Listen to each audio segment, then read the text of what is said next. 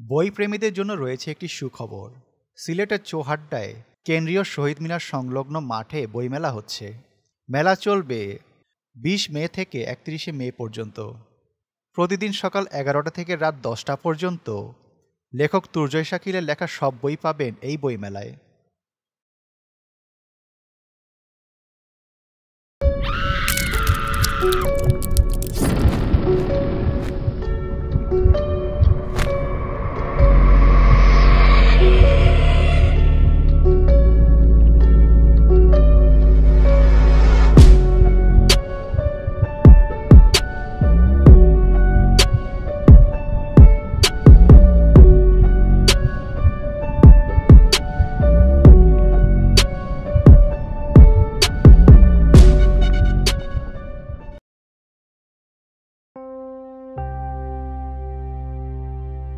আকাশটা ছিল মেঘে ঢাকা।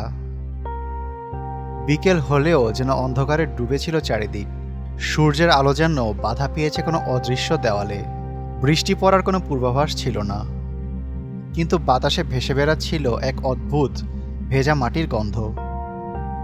ব্যাংককের ফ্রা খানং এলাকার একটা পুরনো বাড়ির সামনে দাঁড়িয়ে আছে এক যুবক। তার নাম সোমচাই। সদ্য থাইল্যান্ডে আসা এই ছেলেটি কিছুদিন ধরে ফ্রা খানং এলাকায় বাস করছে। বাসা ভাড়া নেওয়ার সময় তার বাড়িওয়ালা তাকে সাবধান করে দিয়েছিল। বলেছিল, এই এলাকাটা অভিশপ্ত, রাতে বেশিক্ষণ বাইরে থেকো না, কাজ শেষ করে দ্রুত বাসায় চলে আসবে। অভিশপ্ত মানে? এই শহরে অভিশাপ কোথা থেকে আসবে চাচা? সেটা তোমার না জানলেও চলবে। দিনের আলোয় এই এলাকাটা যেমন প্রাণবন্ত মনে হয়, রাত নামলেই সেটার রূপ বদলে যায়। তুমি এখানে নতুন, কিছুদিন থাকো, নিজেই বুঝতে পারবে। কি যে বলেন না চাচা। সাবধানে থেকো, আর রাত ঠিক 10টার পর দরজা বন্ধ করে দিও। কিছু শুনলেও কখনো দরজা খুলতে যেও না। ঠিক আছে চাচা। কিন্তু সোমচাই এসব কথায় পাত্তা দেয়নি।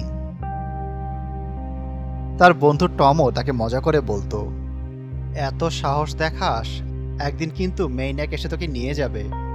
সোমচাই এ কথাগুলোতে হাসত। মেইন্যাক ছিল ব্যাংককের একটি পুরনো আরবান লেজেন্ড। কথিত আছে, বছরখানেক আগের কথা, যখন ফ্রা খানং ছিল এক নির্জন গ্রাম। সেখানে এক মহিলার মৃত্যুর পর তার আত্মা এলাকায় তাণ্ডব চালায়। তার নাম ছিল মেইন্যাক। সোমচাই সেই ম্যাক বিষয়ে অনেক গল্প এবং সতর্কতা শুনলেও সে তার মতোই চলাফেরা করত। মাঝে মাঝে বাড়িতে দেরি করেই ফিরত। তো এক রাতের ঘটনা। সোমচাই একদিন গভীর রাতে বাসায় ফিরছিল। রাস্তা পুরো খালি।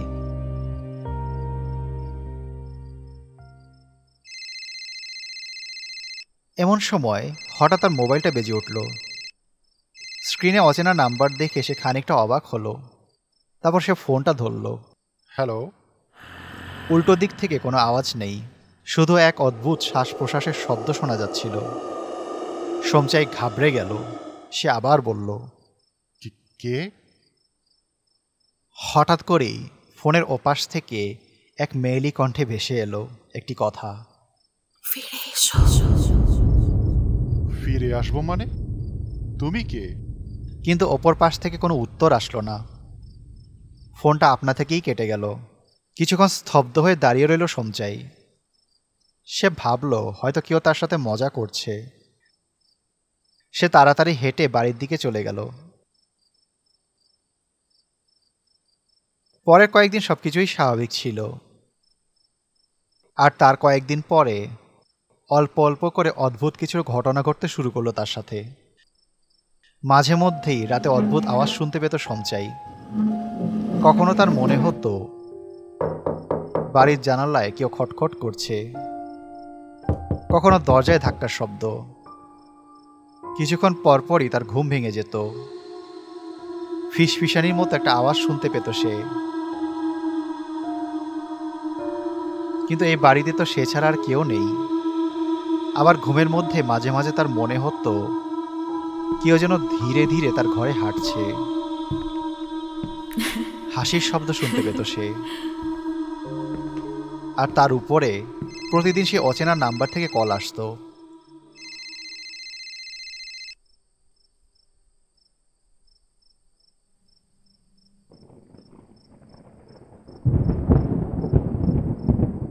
এক রাতে সে সাহস করে ওই নাম্বারে কল ব্যাক করলো। ফোনটি বেজেই চলল, কিন্তু কেউ ফোন ধরল না। ফোনটা কেটে যাওয়ার পর মুহূর্তেই ঘরের বাতি মিটমিট করে জ্বলতে শুরু করলো। হঠাৎ প্রবল বজ্রপাতের শব্দে সে জানালার দিকে তাকালো। জানালার বাহিরে অন্ধকারের মধ্যে এক সাদা কাপড় পরা মহিলার ছায়া স্পষ্ট দেখা যাচ্ছিল। মহিলাটি খুব আস্তে আস্তে জানালার দিকে এগিয়ে আসছিল। তার মুখটা ঘোমটা দিয়ে ঢাকা, কিন্তু তার ভেতর থেকেও আবছাভাবে দেখা যাচ্ছিল দুটি সাদা চোখ। সঞ্চয় ভয়ে আতঙ্কে সেদিকে তাকিয়ে রইল। ভয়ে ভয়ে সে জিজ্ঞাসা করল, কে তুমি? তুমি কি চাও? সে অবয়বটি কোনো কথা বলল না। কিছুক্ষণ নিস্তব্ধতা, তারপর বলল, তুমি আমাকে ভুলে গেছো, কিন্তু আমি তোমাকে ভুলিনি। সঞ্চয়ের মুখ দিয়ে কোনো কথা বেরোচ্ছিল না। তুমি কি চাও? ফিরে এসো, আমার কাছে ফিরে এসো। আমি বহু বছর ধরে তোমার অপেক্ষায় আছি। সঞ্চয়ের হাত পা ঠান্ডা হয়ে যাচ্ছিল ভয়ে। হঠাৎ করে জানালার বাহিরে বজ্রপাতের আলোয় মহিলার মুখ কিছুটা দেখা গেল। তার মুখ ছিল বিকৃত, চোখের গর্ত থেকে কালো রক্ত ঝরছে। সঞ্চয় আর সহ্য করতে পারল না, সে জ্ঞান হারিয়ে ফেলল। সেই দিনের ঘটনার পর সঞ্চয় আতঙ্কিত হয়ে তার বন্ধু টমের কাছে গেল। টম ব্যাংককেরই একজন স্থানীয় বাসিন্দা,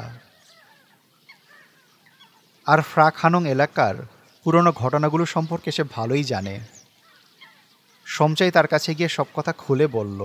অদ্ভুত ফোন কলগুলো, জানালার ছায়া আর সাদা কাপড় পরা সে মহিলার উপস্থিতি। টম কিছুক্ষণ চুপ করে রইল, তার চোখে মুখে চিন্তার ভাঁজ। তারপর গম্ভীরভাবে বলল, তুই কি জানিস মেইনাকের আসল গল্প? হ্যাঁ, ওই ভৌতিক গল্পটা তো সবাই জানে। গল্প নয় সঞ্চয়, এটা সত্যি। তুই যা দেখেছিস সেটাই মেইনাক। এই ফ্রা খানং এলাকায় অনেক বছর আগে মেইনাক নামের এক মেয়ে থাকতো। সে তার স্বামী ম্যাককে ভীষণ ভালোবাসত, কিন্তু যখন সে গর্ভবতী ছিল তখন তার স্বামী তাকে সে অবস্থায় রেখে যুদ্ধে চলে যায়। সেই সময় মেইনাক অসুস্থ হয়ে পড়ে এবং এক রাতে বাচ্চা প্রসবের সময় তার মৃত্যু হয়। মেইনাক মরার পরও তার আত্মা বাড়িতে অপেক্ষা করছিল তার স্বামীর জন্য। যুদ্ধ থেকে ফিরে তার স্বামী ম্যাক বাড়ি এলো, কিন্তু সে জানতো না যে তার স্ত্রী আর জীবিত নেই। তারা আগের মতোই সংসার করতে লাগলো, একসাথে খাওয়া, ঘুম। কিন্তু আশেপাশের লোকজন বুঝতে পেরেছিল আসল ঘটনা। তারা ম্যাককে সতর্ক করতে এলে মেইনাক সেই লোকদের ভয় দেখিয়ে তাড়িয়ে দিল। একদিনের ঘটনা, সেদিন ম্যাক তার বাচ্চাকে নিয়ে বাড়ির আঙ্গিনায় ঘোরাঘুরি করছিল। এক পর্যায়ে সে বাড়িতে প্রবেশ করে। সে দেখতে পায় তার স্ত্রী রান্নাঘরে বাসনকোসন মাজা ধোয়া করছে। এক পর্যায়ে একটি বাসন বা হাঁড়ি জাতীয় কিছু মেইনাকের হাত থেকে মাটিতে পড়ে যায়। তখন ম্যাক দেখতে পায় মেইনাক তার হাতটা স্বাভাবিক মানুষের চাইতে অনেক লম্বা করে সেই হাঁড়িটি তুলছে। এমন সময় তার কোলে থাকা বাচ্চাটি সজোরে হেসে উঠল। ম্যাক নিচে তাকিয়ে দেখে সেখানে একটি শিশুর কঙ্কাল শুয়ে আছে। আর ঠিক সেই সময় মেইনাকও তার দিকে ফিরে তাকায়। সেই চাহনিটা ছিল অনেক ভয়ঙ্কর। প্রচণ্ড ভয় পেয়ে এক বিকট চিৎকার করে সে বাচ্চাটাকে টেবিলে রেখেই বাড়ি থেকে অনেক দূরে চলে যায় সে। যখন সে বাড়ি থেকে বের হয়ে দৌড়ে পালাচ্ছিল তখন সে পেছন থেকে শুনতে পাচ্ছিল তার স্ত্রী মেইনাকটাকে ডাকছে, যেও না, যেও না, প্লিজ ফিরে এসো। আমি তোমাকে অনেক ভালোবাসি। আমাকে এভাবে রেখে চলে যেও না প্লিজ।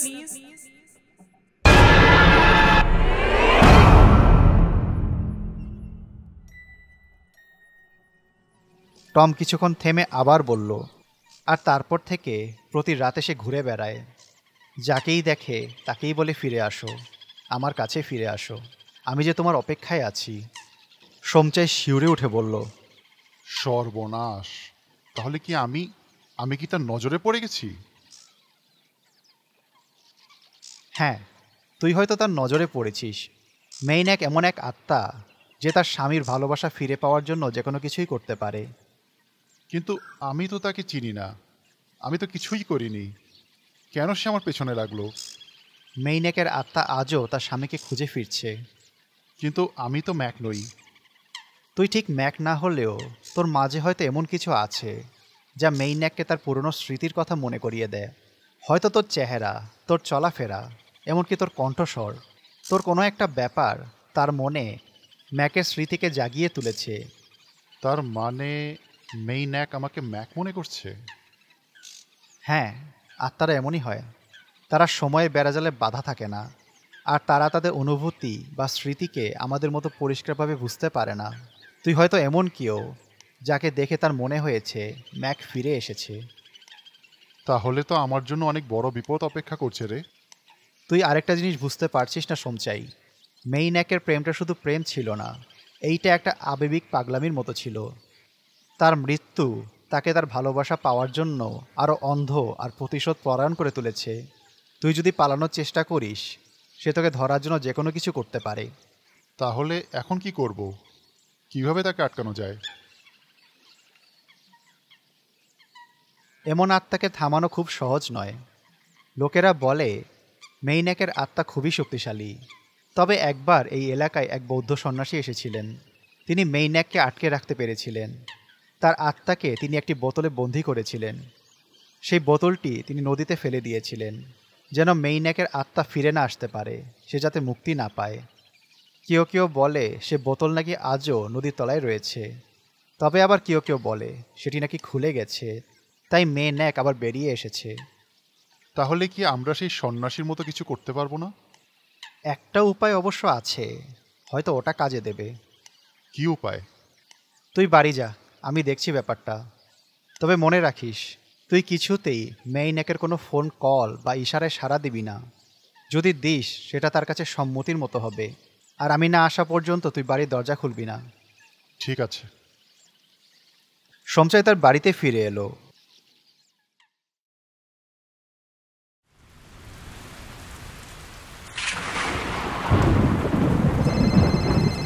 রাতে আবার ফোনটা বেজে উঠল। ফোনে টমের নাম ভেসে উঠল। সোমচাই ফোনটা ধরল। Hello Tom. তুমি আমার কাছে আসবে না, তাই না? কে? আমি মেইন্যাক, তোমার ন্যাক। ন্যাক? মেইন্যাক? সোমচাই ফোন রেখে দেয়। এরপর বারবার ফোনটা বাজলেও সে আর ফোন ওঠায়নি। ঘাপটি মেরে এক কোণে বসে থাকে সে। হঠাৎ করেই ঘরের বাতিগুলো তীব্র আলোতে জ্বলে উঠল। তারপর এক এক করে লাইটগুলো ফেটে গেল। অন্ধকারে ঢেকে গেল পুরো ঘর। শুধু জানালা দিয়ে বাইরের আলো আসছে। সোমচাইয়ের বুকের ধুকধুকানি বেরিয়েই যাচ্ছিল। ঘরের ভেতরে বাতাসটা যেন আরো ভারী হয়ে উঠছিল। গোমট একটা অস্বস্তি ছড়িয়ে পড়েছিল পুরো ঘরে। আর ঠিক তখনই দরজা খোলার শব্দ। দরজার দিকে তাকাতেই সে দেখল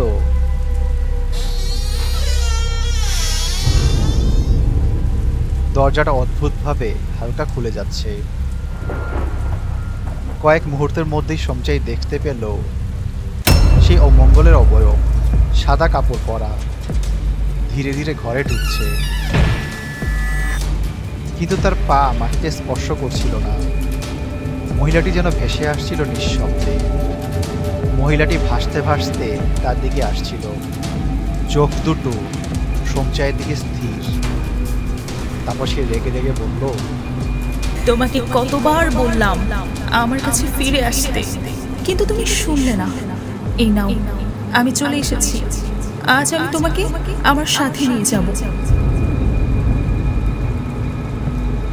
না, তুমি ভুল করছো। আমি ম্যাক নই, আমি সোমচাই। আমি তোমার সাথে যাব না। তাহলে মরার জন্য প্রস্তুত হও।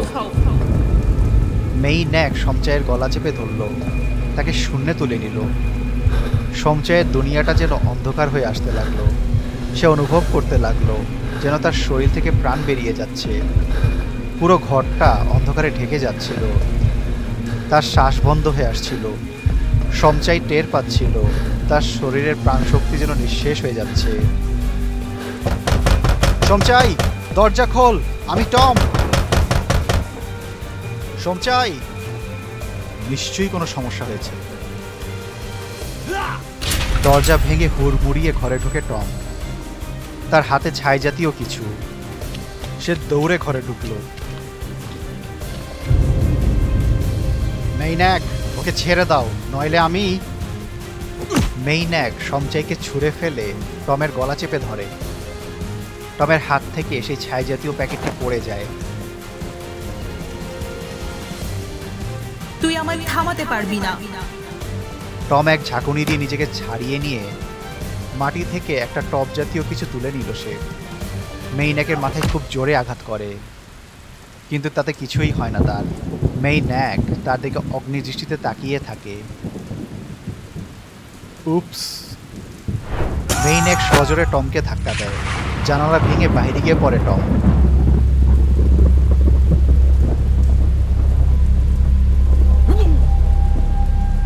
তারপর বলে, এবার তোর পালা, মরার জন্য তৈরি হ।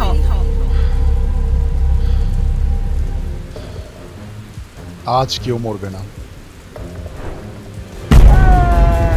ছাই ছিটকে পড়তেই মেইন্যাক এক বিকট চিৎকার দিয়ে ওঠে।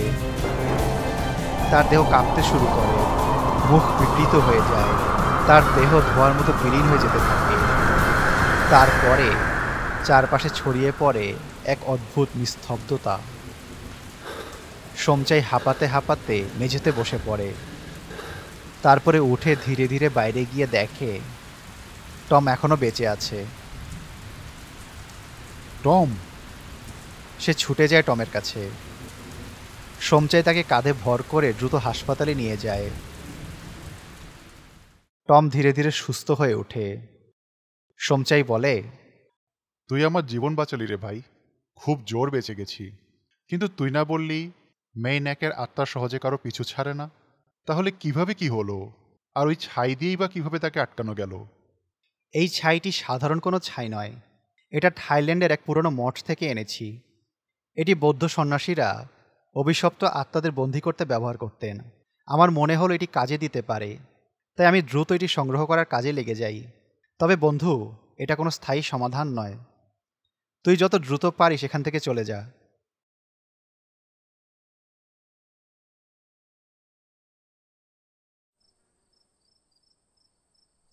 সমচাই দেশ ছেড়ে চলে যায়। টম সুস্থ হয়। কিন্তু আজও ব্যাংককে গভীর রাতে বাতাসের মধ্যে ভেসে বেড়ায় একটি ফিসফিসানি। ফিরে এসো।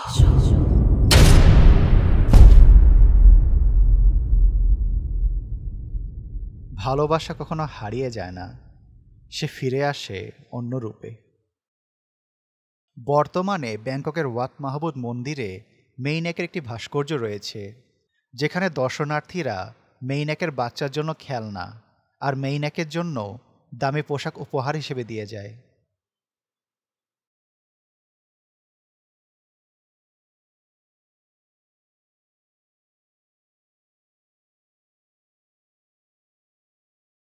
Animated stories, best channel you ever seen. Animated stories, you are in a horror dream. Animated stories, you just take the bloody cream. Go and get the popcorn and you're ready for the horror team.